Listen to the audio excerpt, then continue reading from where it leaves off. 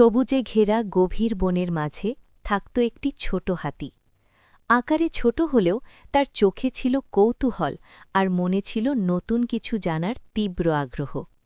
প্রতিদিন ভোরে সে বনের ভেতর দিয়ে ধীরে ধীরে হাঁটত, গাছের পাতায় জমে থাকা শিশির দেখত, পাখির ডানার শব্দ শুনত আর দূরের পাহাড়ের দিকে তাকিয়ে ভাবত, ওপারে নিশ্চয়ই আরও অচেনা জগৎ আছে। একদিন টানা বৃষ্টির পর বনভূমির মাঝের সরু পথটি কাদায় ভরে যায়। অনেক প্রাণী সেই পথ এড়িয়ে চলতে শুরু করে। ছোট হাতিটি লক্ষ্য করে ওই পথের ওপারেই রয়েছে ফলভরা গাছ আর ঠান্ডা জলের ছোট ঝর্ণা, যেখানে পৌঁছাতে না পারলে অনেক প্রাণী কষ্ট পাবে।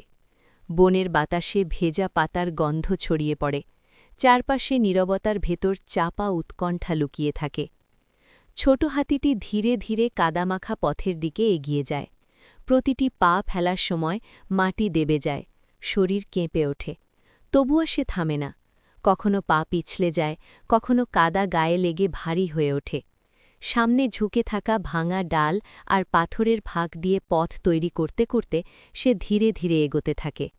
তার চলার শব্দে আশপাশের ঝোপ নড়ে ওঠে, দূরে থাকা পাখিরা উড়ে যায়। দীর্ঘ পথ পেরিয়ে সে ঝর্ণার ধারে পৌঁছায়। পরিষ্কার পানির ঝিলিক রোদের আলোয় চকচক করে ওঠে। গাছের ডালে পাকা ফল দুলে ওঠে হালকা বাতাসে। ছোট হাতিটি কাদামাখা শরীর নিয়ে ঝর্ণার ধারে দাঁড়িয়ে থাকে।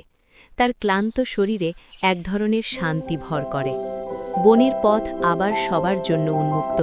ভিডিওটা ভালো লাগলে লাইক দিও আর আমাদের চ্যানেলটা সাবস্ক্রাইব করো।